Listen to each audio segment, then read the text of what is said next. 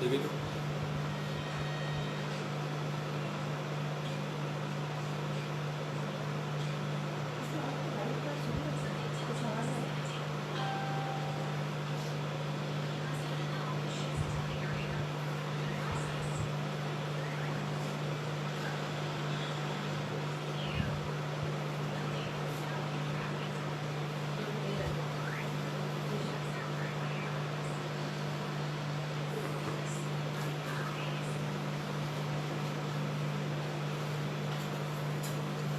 Welcome students, welcome student to the discussion on test series. Good afternoon and welcome students to the discussion on test series. Good afternoon and welcome. So today's test series is named as Knowledge Hunt. हमारा जो आज का test series है और आगे जो test series चलेगा knowledge Hunt. कहने का मतलब कि 4 अक्टूबर से पहले अब आपको कुछ नए नॉलेज की जरूरत नहीं है, कुछ नए कॉन्सेप्ट्स की जरूरत नहीं है। सिर्फ जो भी आपके पास नॉलेज है, जो भी कॉन्सेप्ट है, उसको अप्लाई करें, उसको इस्तेमाल करें अपने नॉलेज को, कॉन्सेप्ट को, और फिर आप क्वेश्चन का आंसर करें। तो चलिए इसी सीरीज में जो दूसरा टेस्ट है उसका पहला क्वेश्चन हम लोग चालू करते हैं। So let's start students.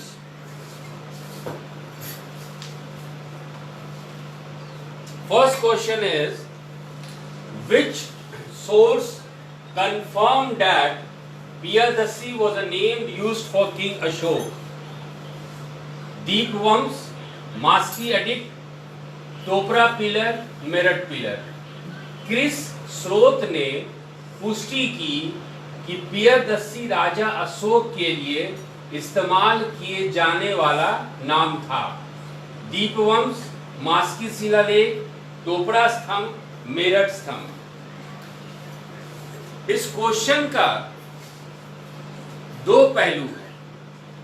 पहला ये कि स्रोत, इतिहास के अध्ययन के लिए हमारे पास पुरातात्विक सोर्स होते हैं जिसको इंग्लिश में आर्कियोलॉजिकल सोर्सेस कहते हैं, कुछ साहित्यिक स्रोत होते हैं जिसको कि हम लोग रिटन सोर्स कहते हैं या लिखित स्रोत कहते हैं। तो ये क्वेश्चन है स्रोत पे आधारित। और दूसरा जो पहलू है इस क्वेश्चन का कि अभिलेखों में, शिलालेखों में हम लोग इस बात को जानते हैं कि अशोक का नाम देवनापिया या देवों के प्रिय देवनापिया अशोक के रूप में लिया जाता था। अशोक, राजा अशोक का नाम ना होके देवनापिया शब्द इस्तेमाल किया जाता था। इस बात को हम लोग जानते हैं, भली भांति जानते हैं। क्वेश्चन आपका ये है कि किस स्रोत से हम लोग को मालूम चलता है कि ये देवनापिया अशोक के लिए ही ये नाम है। तो इसका सही आंसर है मास्की शिलालेख। इसका सही आंसर है मास्की एडिक्ट। अब जरा हम लोग थोड़ा सा आगे चलते हैं। ये है दीपवंश। दीपवंश एक साहित्यिक स्रोत है। Dipavamsa is a literary source. Dipavamsa एक लिटरेरी सोर्स है जिसके द्वारा हम लोग को प्राचीन इतिहास के बारे में, भारत के प्राचीन इतिहास के बारे में जानकारी मिलती है। दीपवंश को हम लोग क्रॉनिकल ऑफ द आइलैंड भी कहते हैं। क्रॉनिकल ऑफ द आइलैंड भी कहते हैं। कहने का मतलब द्वीप की कहानी। और ये द्वीप कौन सा है? श्रीलंका। तो दीपवंश यानी क्रॉनिकल ऑफ द आइलैंड यानी द्वीप का इतिहास, श्रीलंका के प्राचीन इतिहास के बारे में ये जानकारी देता है। नंबर 1। नंबर 2, अथ कथा। अथ कथा, ये नाम याद रखिएगा, अथ कथा। दिखाई दे रहा है अथ कथा। तो ये अथ कहा ये जाता है कि दीपवंश को अथ कथा से ही संस्कृत किया गया है, मीन्स अथ कथा से इसको संकलित किया गया है। It has been compiled from अथ कथा। कहने का मतलब है दीपवंश में आपका ओरिजिनल इतिहास नहीं है, उसमें जो इतिहास का घटना का वर्णन है it has been taken from अथ कथा। और ये अथ कथा कब लिखा गया है? ये कहा जाता है कि ये 3री और 4th शताब्दी में ये लिखा गया है। It has been written in the 3rd and 4th century AD, right? ये हमारे लिए महत्व क्यों रखता है? ये हमारे लिए महत्व इसलिए रखता है क्योंकि इससे हम लोग को इतिहास की जानकारी मिलती है, इससे हम लोग को प्राचीन इतिहास की जानकारी मिलती है। और दूसरा इसका महत्व ये है कि इससे हम लोग को बौद्ध साहित्य और पाली साहित्य के बारे में भी जानकारी मिलती है। इससे हम लोग को बौद्ध साहित्य और पाली साहित्य के बारे में भी जानकारी मिलती है। एक बार फिर से देखिए, दीपवंश जो है इसको हम लोग क्रॉनिकल ऑफ द आइलैंड कहते हैं, द्वीप का कहानी। इसका मतलब ये आपके श्रीलंका के बारे में ये बताता है। श्रीलंका के प्राचीन घटनाओं के, श्रीलंका में कुछ प्राचीन घटनाओं का वर्णन हम लोग को दीपवंश से मिलता है। तो एक जानकारी का ये स्रोत है that tells about the ancient incidents in Sri Lanka. Number 1। Number दो कहा यह जाता है कि इसको अथ कथा से लिया गया है। It has been compiled from अथ कथा, और अथ कथा लिखा गया है आपके 3rd और 4th सेंचुरी में। ये 3री और 4th शताब्दी में ये लिखा गया है। ये ग्रंथ हमारे लिए इसका एक अलग महत्व है। जानकारी के अलावा हम लोग को बौद्ध साहित्य का विकास और पाली साहित्य का विकास का भी हम लोग को जो है जानकारी दीपवंश से मिलती है। So it gives a reference और it gives an indication of the development of Buddhist and Pali literature. अब दीपवंश को इस क्वेश्चन से क्या लेना देना है? तो याद रखिएगा कि दीपवंश में सबसे पहले एक उल्लेख आया है, एक रेफरेंस आया है कि पियादस्सी जो शब्द है किसी राजा के लिए इस्तेमाल हुआ है। तो दीपवंश ही वो साहित्य है जिसमें पहली बार इस बात का उल्लेख है कि जो आप अभिलेख और शिलालेख में आप देवन पिया देखते हैं या पियादस्सी देखते हैं, वो किसी राजा के लिए इस्तेमाल किया गया है। इसमें बात अशोक की नहीं की गई है, सिर्फ there is a reference that it is used for some king.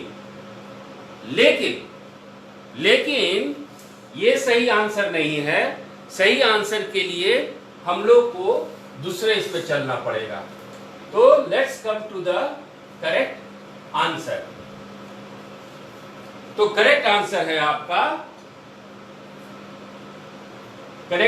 है आपका मास्की एडिक्ट, मास्की शिलालेख। सही आंसर है आपका मास्की शिलालेख। अब ये मास्की शिलालेख में इस फिगर को देखिए, इसको देखिए, दिखाई दे रहा है बच्चों? ये देखिए, ये मास्की शिलालेख में इस तरह से वर्णन है, इस तरह से लिखा हुआ है। ये जो भाग देख रहे हैं वो कुछ इस तरह से लिखा हुआ है, और इसी को यदि आप डिकोड करेंगे तो इसमें आता है देवनाम पियास अशोक, यानी कि इसी अभिलेख से हम लोग को मालूम चलता है कि देवनम पियास ये अशोक हैं, क्योंकि इसमें देवनम पिया के साथ आपका अशोक का भी नाम है। तो मास्की एडिक्ट, मास्की शिलालेख से ही हम लोग को इस बात का ज्ञात होता है कि जिस शिलालेख में देवनम पिया अशोक पूरा लिखा हुआ है, इसी से मालूम चलता है कि पियादस्सी या देवनम पिया या देवों के प्रिय ये राजा अशोक के लिए इस्तेमाल किया गया है। थोड़ा सा मास्की के बारे में जान जाइए, थोड़ा सा मास्की के बारे में जान जाइए। तो मास्की है कहाँ? तो मास्की है आपका कर्नाटक में, मास्की है आपका कर्नाटक में। कर्नाटक में कहाँ? रायचूर डिस्ट्रिक्ट या रायचूर द्वाब। तो ये आपके कर्नाटक में रायचूर द्वाब या रायचूर डिस्ट्रिक्ट में ये स्थित है। ये यहां पे एक नदी बहती है जिसका नाम है मास्की नदी, जिसका नाम है मास्की नदी यानी मास्की रिवर। ये मास्की नदी है क्या? ये मास्की नदी तुंगाभद्रा रिवर का ट्रिब्यूटरी है। ये मास्की नदी जो है तुंगाभद्रा रिवर का ट्रिब्यूटरी है। तो मास्की नदी जो है तुंगाभद्रा नदी का सहायक, तुंगाभद्रा नदी की सहायक नदी है। नंबर दो,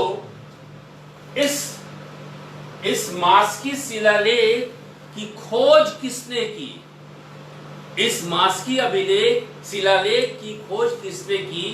Who discovered Maski edict and when was it discovered and when was it deciphered? तो इसकी खोज C. B.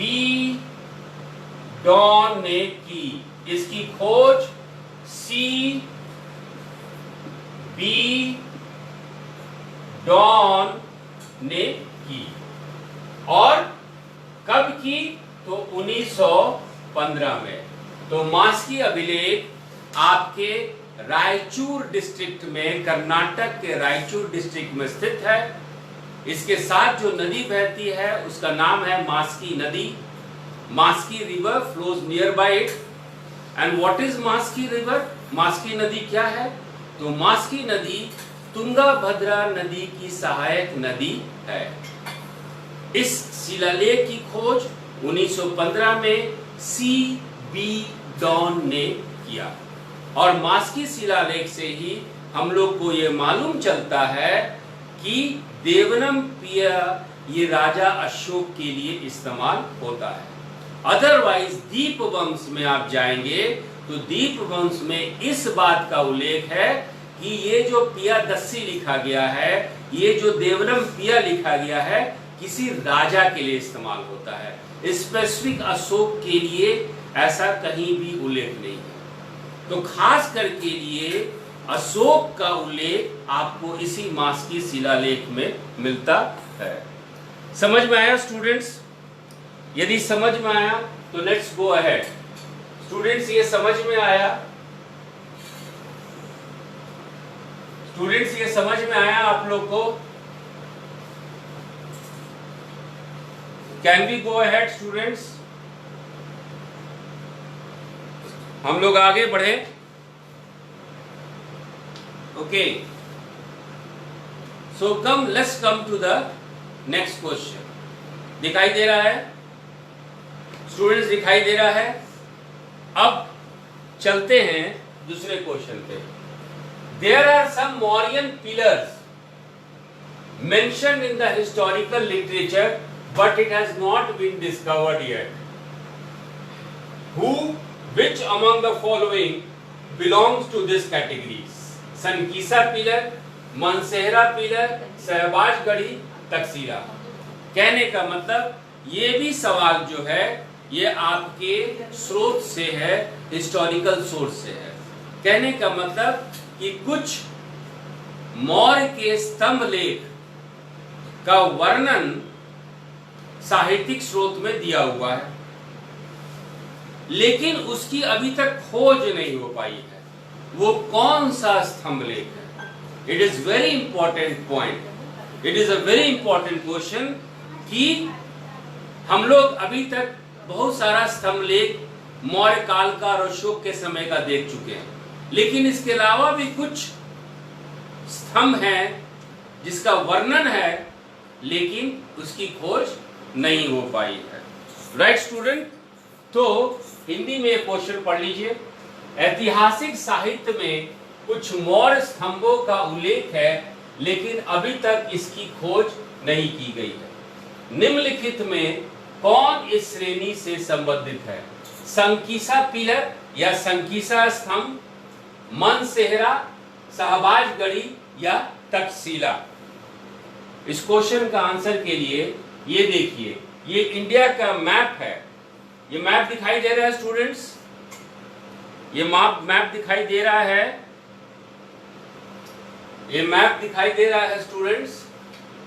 तो ये देखिए, ये आपका इंडिया का मैप है और यहाँ पे जो है बहुत सारे स्तंभ लेख कहाँ कहाँ मिले हैं उसका इसमें उल्लेख है। जैसे कि ये देखिए, ये आपका शाहबाज गढ़ी है, ये आपका शाहबाज गढ़ी है, ये आपका शाहबाज गढ़ी है। ठीक है, अब आप ये देखिए, यहाँ पे जो स्तंभ मिला है वो है आपका मेरठ। मेरठ में जिसको कि आप दिल्ली तोपारा के नाम से जानते हैं। यहाँ पे स्तंभ लेख मिला है जिसको कि आप लुम्बिनी स्तंभ लेख के नाम से जानते हैं। यहाँ पे मिला है जिसको कि आप रामपुरवा स्तंभ लेख के नाम से जानते हैं। यहाँ स्तंभ लेख मिला है जिसको कि आप कौसंबी स्तंभ लेख के नाम से जानते हैं।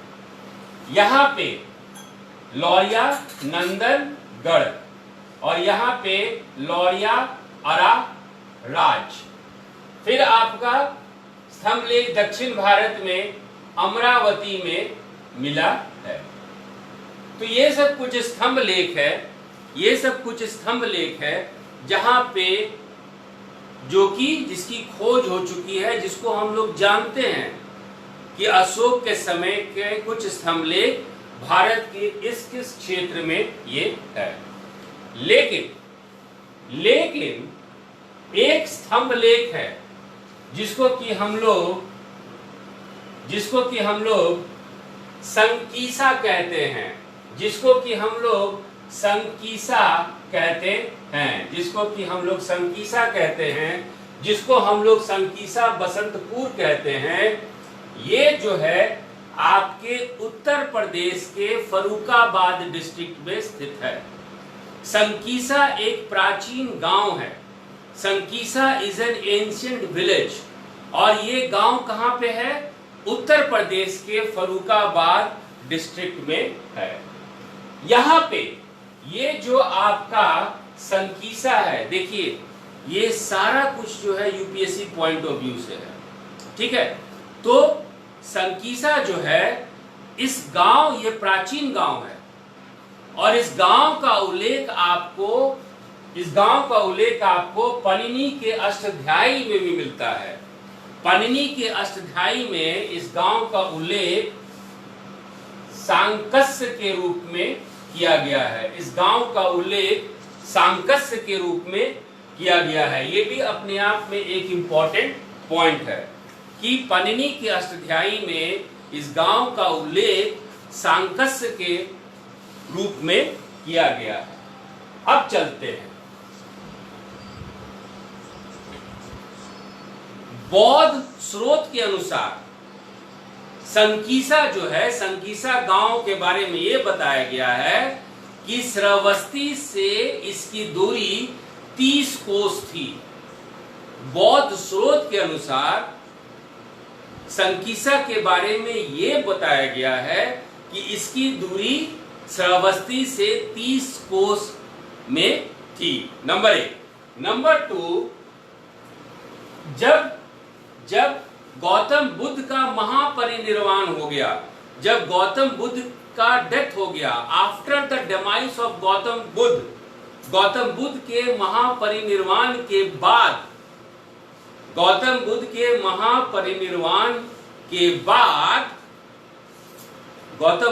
महापरिनिर्वाण के बाद अशोक जो है इस गांव का विकास किए।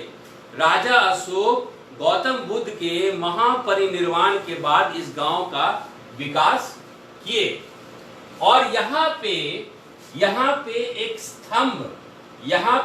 स्तंभ बनाए, और साहित्य में ये वर्णन है कि इस स्तंभ के शीर्ष पर आपका सिंह था, लायन कैपिटल। यहाँ पे ये भी कहा जाता है कि अशोक यहाँ पर स्तूप का भी निर्माण किए। अशोक यहाँ पे स्तूप का भी निर्माण किए। हालांकि अभी जो अवशेष है, हम लोग को एक हाथी का शीर्ष मिलता है। अभी जो अवशेष यहाँ मिला है, रिमेन्स मिला है, we have come across elephant capital, हाथी का शीर्ष मिला है। और यहाँ पे एक बहुत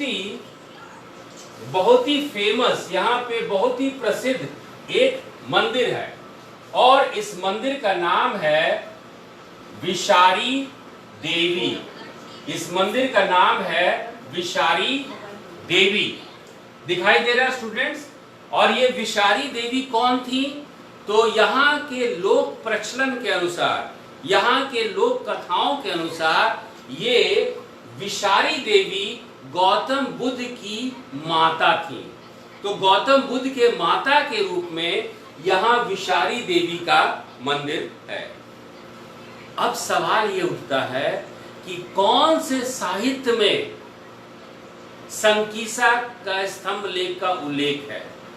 कौन से साहित्य में? Which literature does Sankisa pillar surfaces? तो इसका आंसर है स्टूडेंट्स फायहान। फायहान जो चीनी यात्री भारत में आए थे, उनके वृतांत में संकीसा का उल्लेख है। और इसको इस जगह की खुदाई अलेक्जेंडर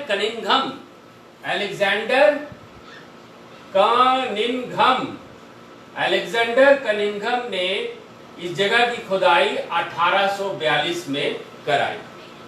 लेकिन इस खुदाई के बावजूद वो स्तंभ लेख के बारे में जानकारी नहीं मिलता है। 2 मिनट और सुन लीजिए। फाहियान कौन थे? फाहियान आप इसको पढ़िए, या फाशियान पढ़िए, या फैक्सियान पढ़िए, या फाहियान पढ़िए, ये सब एक ही नाम है। तो ये फाहियान कौन थे? तो ये चीनी बौद्ध भिक्षुक थे। वो फाहियान एक चीनी बौद्ध भिक्षुक थे। वो एक भारत में यात्री थे, लेखक थे, अनुवादक थे, ट्रांसलेटर थे। सो Fahien was a Chinese Baudd भिक्षुक. He was a writer, he was a traveler, he was a translator, and Bharat में 399 ईसा पूर्व से लेके ये 412 ईसा पूर्व तक रहे। और इस बीच वो इंडिया, श्रीलंका और नेपाल का भ्रमण किए। इस बीच भारत में जब आए, उस दौरान भारत में तो थे ही, श्रीलंका और नेपाल का भी दौरा किए। ये स्टूडेंट समझ में आया? ये स्टूडेंट समझ में आया आप लोगों को? क्योंकि दिस इज वेरी इंपॉर्टेंट। हम लोग जो है आपके सांख्यिकी शिलालेख से हम लोग कितना इंपॉर्टेंट हम लोग जो है डिस्कशन पे आ गए। This type of questions are very important. शिलालेख कहाँ कहाँ है, स्तंभलेख कहाँ कहाँ है, वो आप लोग सब कुछ जानते हैं, लेकिन कौन सा स्तंभलेख जिसका कि वर्णन है फाहियान के वृतांत में, उनके ट्रैवल हिस्ट्री में एक पिलर इंस्क्रिप्शन का रेफरेंस है, बट उसकी खोज अभी तक नहीं हो पाई है। और फाहियान के अनुसार उस स्तंभ लेख पे सिंह का शीर्ष था, lion capital was erected on the pillar. तो are you getting students? Question समझ में आया? अब let's come to another question. Bairat inscription को कलकत्ता कौन लेके आया? बैरात इंस्क्रिप्शन को अलेक्जेंडर कनिंघम इसको कलकत्ता ट्रांसफर कर दिया। आज वो कैलकाटा म्यूजियम में है और इसको कलकत्ता लाने वाले अलेक्जेंडर कनिंघम थे।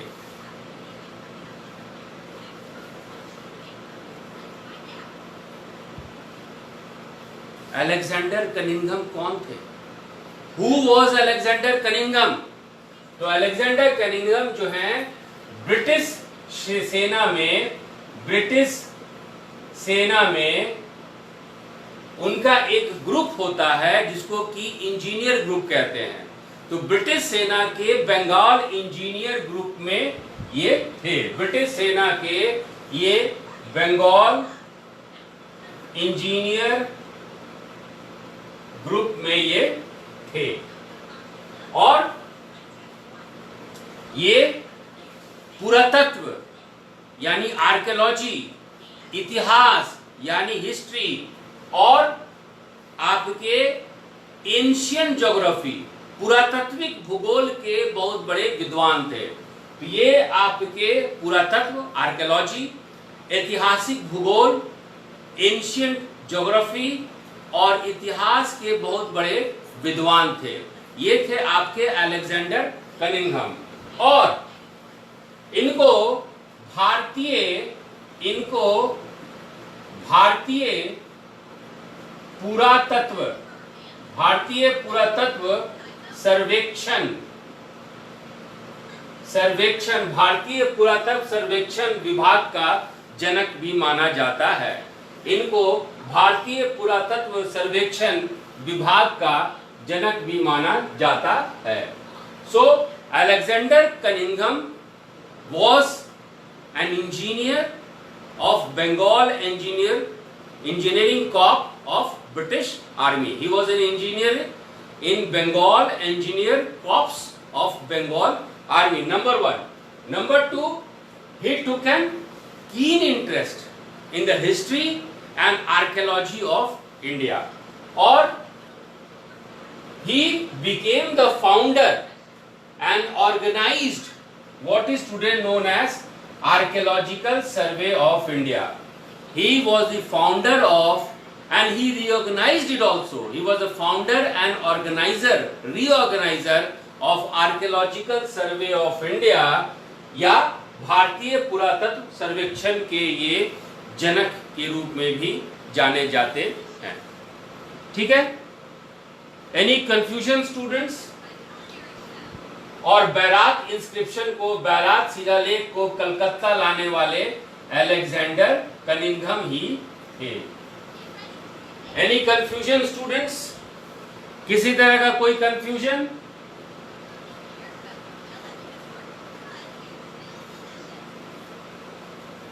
अब देखिए, which historical literature mentions that king Ashoka was Takshashila's viceroy.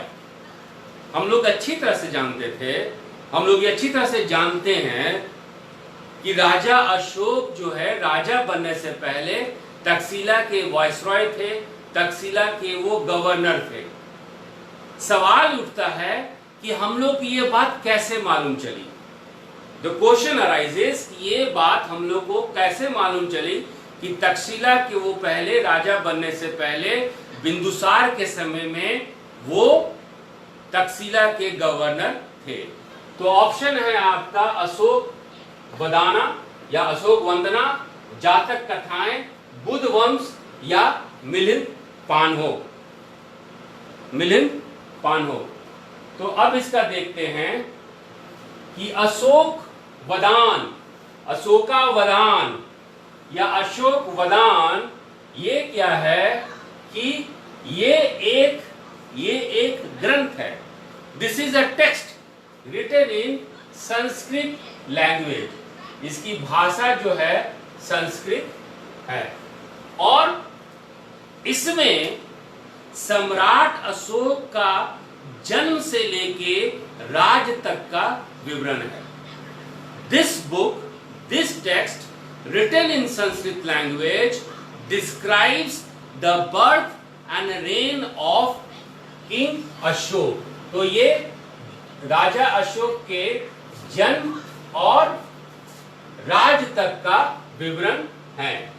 और इस ग्रंथ में, इस साहित्य में, इस टेक्स्ट में यह बताया गया है कि राजा अशोक बहुत बड़े सम्राट थे जिनका मुख्य उद्देश्य, उनके जीवन का मुख्य उद्देश्य था कि पूरे विश्व में बौद्ध धर्म का प्रचार करें।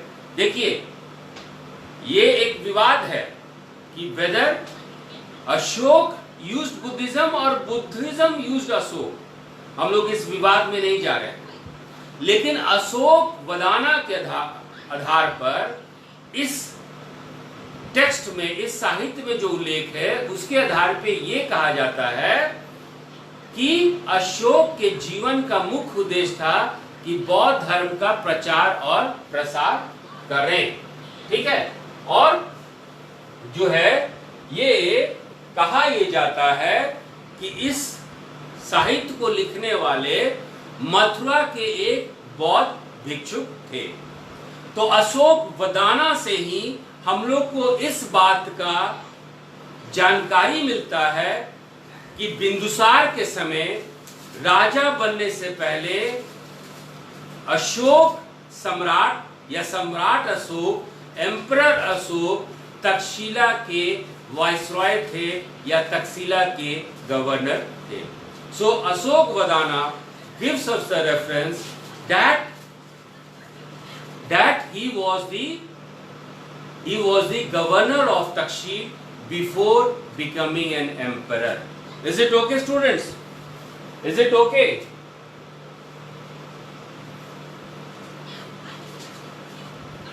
अब देखिए इस क्वेश्चन में स्टूडेंट्स थोड़ा सा आपको दिमाग लगाना पड़ेगा। Sohgaura copper plate inscription, Sohgaura copper plate inscription, ये एक आपका अभिलेख है। सोहगौड़ा ताम्रपत्र ये कह लीजिए, या सोहगौड़ा कॉपर प्लेट इंस्क्रिप्शन। तो ये आपका, इसमें क्वेश्चन ये पूछा गया है कि क्या ये मौर्य काल का है, क्या ये राजा अशोक के समय का है। दूसरा कि इस शिलालेख में क्या फेमिन में, अकाल में एक राजा को क्या क्या कदम उठाया जाए उसका उल्लेख है। तो इसी पे ये क्वेश्चन है। क्वेश्चन को पढ़ लीजिए। Which of the following is correct? The Sohgaura copper plate inscription is related to king Ashoka. It talks about the measures to be adopted during famine. अब देखिए, ये क्वेश्चन ऐसा है कि जिसको आप नहीं भी जानेंगे, लेकिन यदि फैक्ट्स को आप को रिलेट करेंगे, कॉन्सेप्ट्स को कोरिलेट करेंगे, तो आंसर आपके सामने आ जाएगा। अब चलते हैं, इसको हिंदी में पढ़िए। निम्न में से कौन सा सही है? सोहगौड़ा कॉपर प्लेट शिलालेख राजा अशोक से संबंधित है, बताना है ये सही है गलत। नंबर 2, यह अकाल के दौरान अपनाए जाने वाले उपायों के बारे में बात करता है। यह अकाल के दौरान अपनाए जाने वाले उपायों के बारे में बात करता है। दिखाई दे रहा है students? Are you able to see students? देख पा रहे हैं बच्चों? ओके। तो चलिए इस क्वेश्चन का आंसर करने से पहले कुछ हम लोग तथ्य पे बात करते हैं। सोहगौड़ा ताम्रलेख या सोहगौड़ा ताम्र अभिलेख या सोहगौड़ा कॉपर प्लेट इंस्क्रिप्शन, ये सोहगौड़ा है कहां पे? पहला क्वेश्चन ये है कहां पे? तो ये आपके उत्तर प्रदेश में गोरखपुर का नाम सुने होंगे आप लोग। गोरखपुर के नजदीक है। और इसी गोरखपुर के पास एक जगह है जिसका नाम है सोहगौरा। और ये ताम्र अभिलेख, ये कॉपर प्लेट आपका सोहगौरा में ही मिला है। याद रखिएगा, हिस्ट्री को ज्योग्राफी से मिलाया जाता है। जैसे कि हम लोग मास्की अभिलेख में मास्की नदी बोले, और ये मास्की नदी तुंगा भद्रा नदी का सहायक नदी है। ये सब फैक्ट्स जानिए। यूपीएससी में इसी तरह का क्वेश्चन जो है पूछ देता है। Open your mind, open your door, है ना। तो ये सोहगौरा कौन से नदी के किनारे स्थित है? तो ये नदी जो है ये है आपका राप्ती नदी। ये है आपका राप्ती रिवर, ठीक है। अब देखिए इसकी लिपि, इस अभिलेख की लिपि स्क्रिप्ट क्या था? तो इसका स्क्रिप्ट था आपका ब्राह्मी, स्क्रिप्ट था ब्राह्मी। और इसका लैंग्वेज, इसकी भाषा क्या थी? इसकी भाषा थी आपकी प्राकृत। इसकी भाषा थी प्राकृत। दिखाई दे रहा है स्टूडेंट्स? इसकी भाषा थी प्राकृत। इसमें क्या दिया हुआ है? इसमें इस बात का वर्णन किया गया है कि जब अकाल होगा, अकाल पड़ेगा, तो राज्य को क्या क्या कदम उठाना चाहिए। यहाँ पे कोष्ठागार, यहाँ पे ग्रेनरी की बात की गई है ना, कि आप अनाज घर, कोष्ठागार बनाएं। तो पहला क्वेश्चन इसमें, पहला जो साइड है क्वेश्चन का, आपको बताना, देखना होगा कि ये सोहगौरा है कहां पे। तो ये सोहगौरा गोरखपुर डिस्ट्रिक्ट में है, जो कि मगध से नजदीक है, नंबर 1। नंबर 2, ये नदी कौन सी है? राप्ती नदी है। इसका भाषा क्या है? प्राकृत है। लिपि क्या है? स्क्रिप्ट क्या है? तो ब्राह्मी है। इसमें किस चीज का वर्णन किया गया है? तो इसमें वर्णन किया गया है अकाल के बारे में, फेमिन्स के बारे में। What steps should a king should undertake during famines? It talks about granary. इसमें कोषागार के बारे में बात की गई है, राइट। तो ये एक फैक्ट है। तो इसी के फैक्ट्स पे हम लोग चलते हैं इस क्वेश्चन को बनाने। अब देखिए क्वेश्चन आपका ये है कि निम्न में से कौन सा सही है। तो ये अकाल के दौरान अपनाए जाने वाले उपायों के बारे में बात करता है, ये सही है। दूसरा है सोहगौरा कॉपर प्लेट शिलालेख राजा अशोक से संबंधित है। अब इस पे इसका सही आंसर कैसे आप ढूंढेंगे?